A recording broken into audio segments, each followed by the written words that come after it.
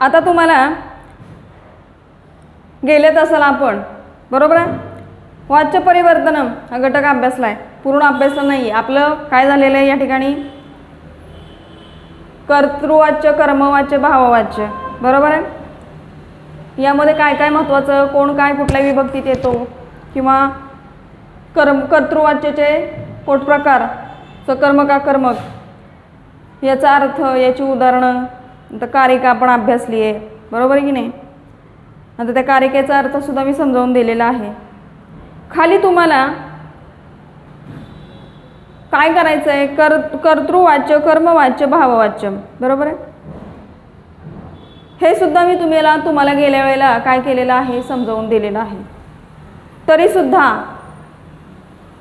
कर्तरी प्रयोग म्हणजे काय, कर्मणी प्रयोग म्हणजे काय आणि भाववाच्य म्हणजे काय, हे तुम्हाला या ठिकाणी काय होतं, तुमचं विसरलं जातं अनावधानानं. मग थोडंसं याच्या बाबतीत थोडंसं तुम्ही काय करायचं आहे, कर्तृवाच्य म्हणजे काय, कर्मणी वाच्य म्हणजे काय आणि भाववाच्य म्हणजे काय, याचा अर्थ मी आता थोडं लिहून देणार आहे, ते तुम्ही व्यवस्थित लिहून घ्यायचं आहे. बघा, पहिलं जे आहे कर्तृवाच्य,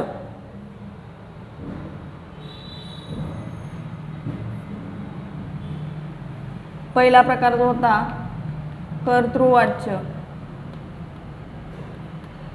वाच्यम, त्यालाच काय म्हणतो आपण, कर्तरी प्रयोग.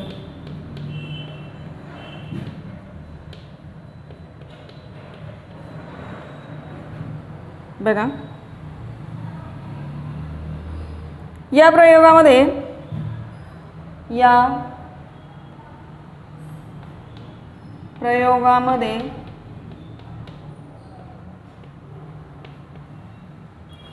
या प्रयोगामध्ये कर्ता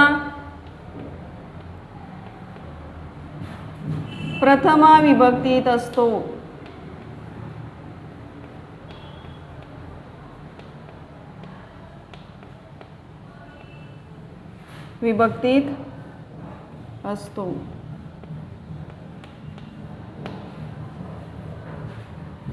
कर्म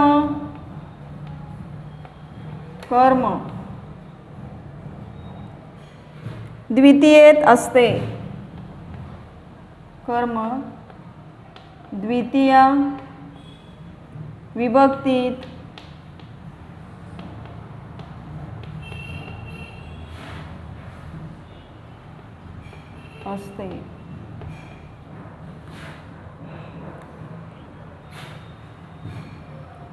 असते. क्रियापद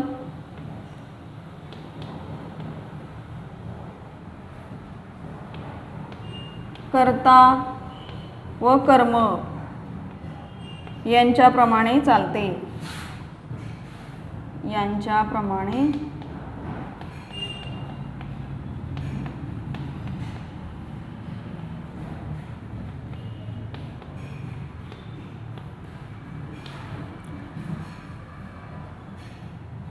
म्हणून याला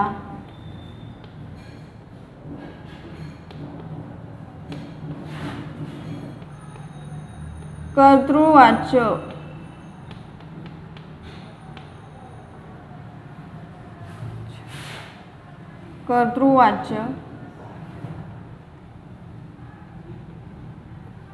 कर्तरी प्रयोग म्हणतात.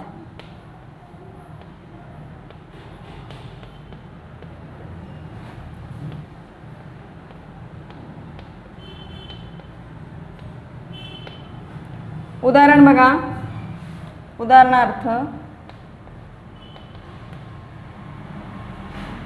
रामः श्लोकं पठती.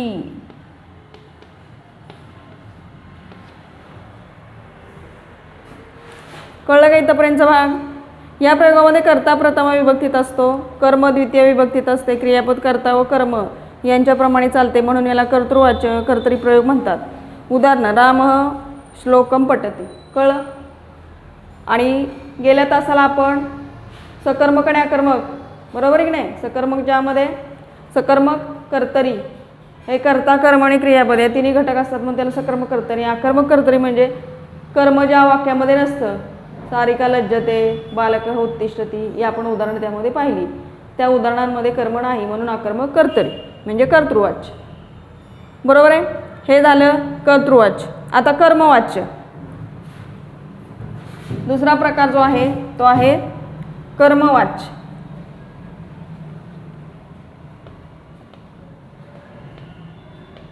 कर्मवाच्यम म्हणजेच कुठला प्रकार?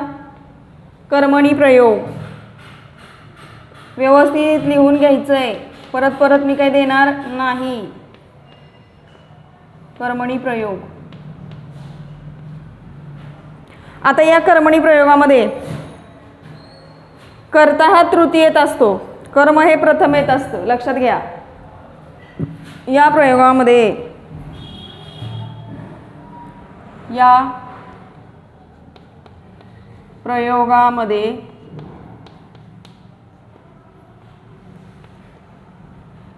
कर्ता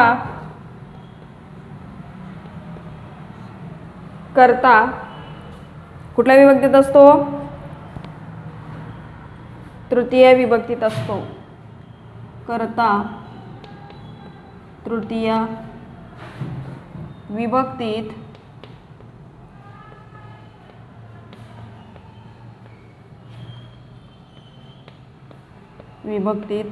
असतो. तर कर्म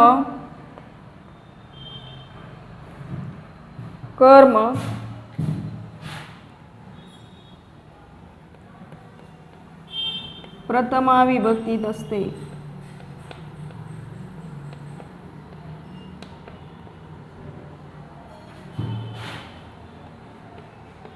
असते.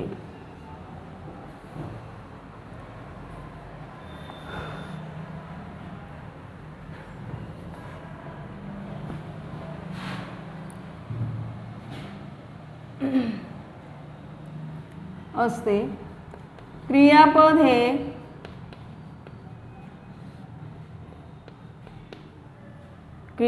हे कर्म आणि कर्ता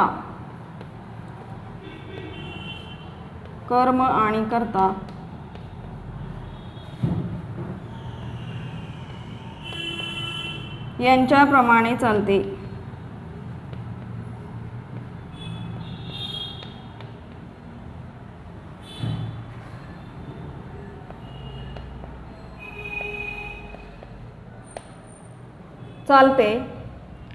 म्हणून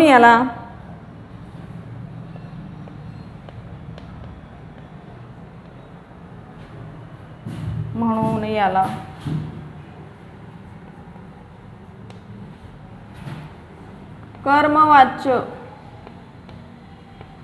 कर्मवाच्यम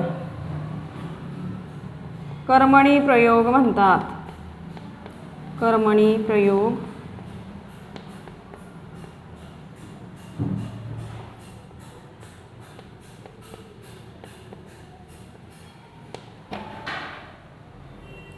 इथपर्यंतचा भाग लक्षात आला? इथपर्यंतचा भाग लक्षात आला का तुमच्या? ठीक आहे, आला. आता या ठिकाणी आपण याचं उदाहरण बघणार आहोत कर्मवाच्याचं. बघा, कर्मवाच्याचं उदाहरण आपण इथं बघणार आहोत. काय येणार आहे कर्मवाच्याचं उदाहरण? रामेण ग्रंथः पठ्यते. रामेण कर्ता कुठल्या विभक्तीत आला? तृतीय विभक्ती. आणि कर्म कुठलं आलं? कर्ता तृतीय विभक्तीत, तर कर्म प्रथमा विभक्तीत. बघा उदाहरण काय आहे? उदाहरण लिहून घ्या.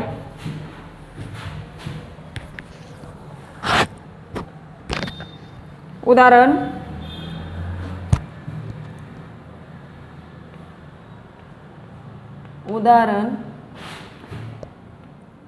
रामेण तृतीय विभक्ती कर्त्याची. रामेण ग्रंथः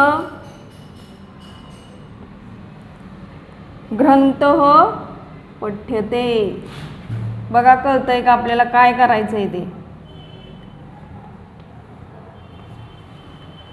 बरोबर आहे. रामेण ग्रंथः पठ्यते. रामेण ग्रंथः पठ्यते. कोणी ग्रंथ वाचला? रामाने. रामाने तृतीय विभक्ती, ग्रंथ प्रथमा विभक्ती आणि याच्याप्रमाणेच पठ्यते वाचला. म्हणजे या ठिकाणी क्रियापद कर्म आणि कर्ता याच्याप्रमाणे चालतं. बरोबर आहे की नाही? कर्मणी प्रयोगामध्ये यालाच काय म्हणतो आपण? कर्मवाच्य म्हणजेच कर्मणी प्रयोग. आता भाववाच्य. भाववाच्यमध्ये काय येतं बघा.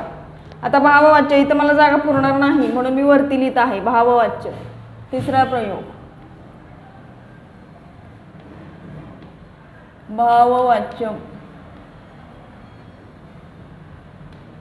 भावे प्रयोग.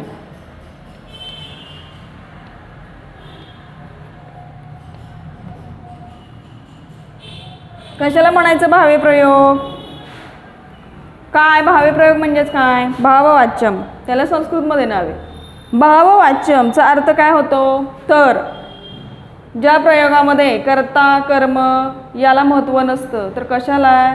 तर या ठिकाणी क्रियापदाला, क्रियेला महत्त्व, क्रियेच्या अर्थाला, म्हणून त्याला काय म्हटलं जातं? भावे प्रयोग. इथंपर्यंत लक्षात आले का? घ्या, लिहून घ्या कशाला म्हणायचं भावे प्रयोग ते.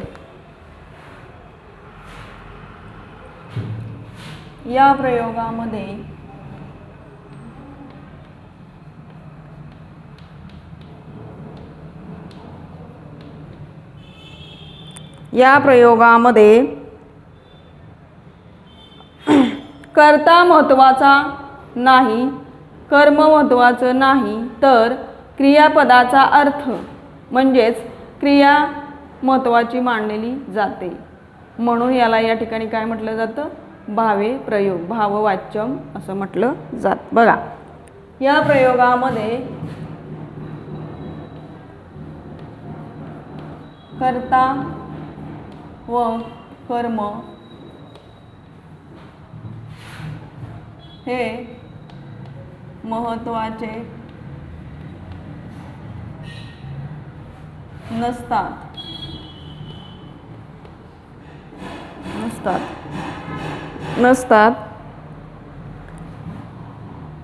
केवळ क्रियापदाचा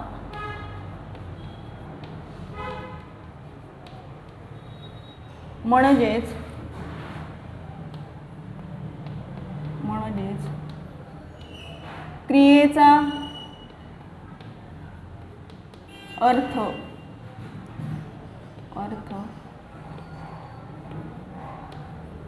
महत्त्वाचा मानला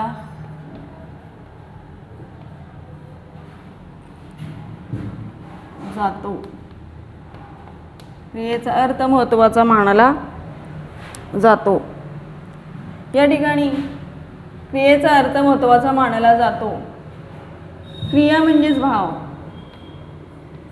क्रिया म्हणजेच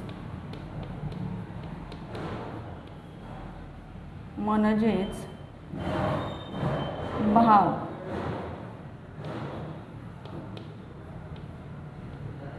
क्रिया म्हणजेच भाव. म्हणून याला भाववाच्य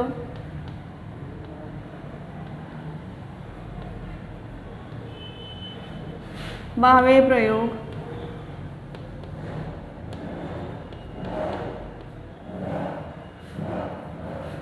असे म्हणतात.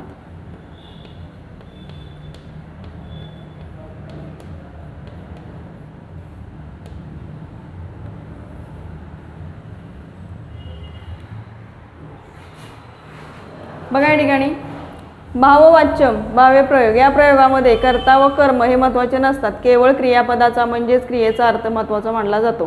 क्रिया म्हणजेच भाव, म्हणून याला भाववाच्यम भावे प्रयोग असे म्हणतात. बरोबर? इथंपर्यंतचा भाग समजलाय. काय अडचण आहे का? आता ह्याचं उदाहरण बघा, भावे प्रयोगाचं. भावे प्रयोगाचं उदाहरण तुम्हाला पुस्तकामध्ये पान नंबर 44 वर भावे प्रयोगाची उदाहरणं दिलेली आहेत. क्रिया आणि दर्शवणारी बघा भावे प्रयोगामध्ये. उदाहरण बघा, बालिकाभिः पत्यते. बालिकाभी कुठल्या करता कुठल्या विभक्तीत आहे? तृतीया. बरोबर आहे, एवढंच फक्त लक्षात ठेवा.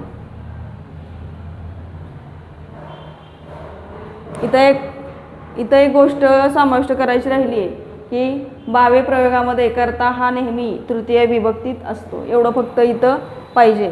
इथं ही व्याख्या बरोबर आहे. आले का लक्षात? खाली तुम्ही इथं लिहू शकता. ठीक आहे. आता उदाहरण द्यायचं झालं तर यामध्ये बघा उदाहरण. आता आपल्याला इथंपर्यंतचा भाग तुम्हाला कळला असेलच. कळलाय का इथंपर्यंतचा भाग सगळ्यांना? समजलाय का? भाववाच्य भावे प्रयोग कशाला म्हणतात? बरोबर आहे. मग एक फक्त त्यातला मुद्दा लिहायचा राहिला आहे. काय? तर भावे प्रयोगामध्ये कर्ता हा नेहमी तृतीय विभक्तीत येतो, तृतीय विभक्तीत असतो. एवढं फक्त लिहायचं, यामध्ये ॲड करायचं. बाकी व्याख्या बरोबर आहे. म्हणजे तुम्हाला कळावं यासाठी हे मी तुम्हाला लिहून दिलेलं आहे. इथंपर्यंतचा भाग कळला असेल. इथं उदाहरण दिलेलं आहे. भावे प्रयोगाचं उदाहरण, बालकाभिः पत्यते. नंतर तुम्हाला बालकाभिः पत्यते हे एक उदाहरण आहे. म्हणजे बालकाभिः पत्यते म्हणजेच काय? पतती म्हणजे पडणे. पत्यते. आता ही बालकाभिः मुलांनी पत्यते म्हणजे पाडले. बरोबर की नाही? मुलांनी पाडले. क्रिया कशाची घडली आहे? पाडण्याची. म्हणजे पत्यती हे क्रियापद. म्हणजे ह्यातलं काय झालेलं आहे? क्रिया तुमच्या लक्षात आली आहे. म्हणजे क्रियापदाला महत्त्व आहे भावे प्रयोगामध्ये. बालकाभिः पत्यते मुलांनी पाडले. म्हणजे या ठिकाणी बालकाभिः तृतीय विभक्ती हे लक्षात घ्या. ठीक आहे. इथंपर्यंतचा भाग कळला असेल. पुढच्या तासाला भावे प्रयोगाची आणखी काय आपण माहिती पाहूया. ठीक आहे.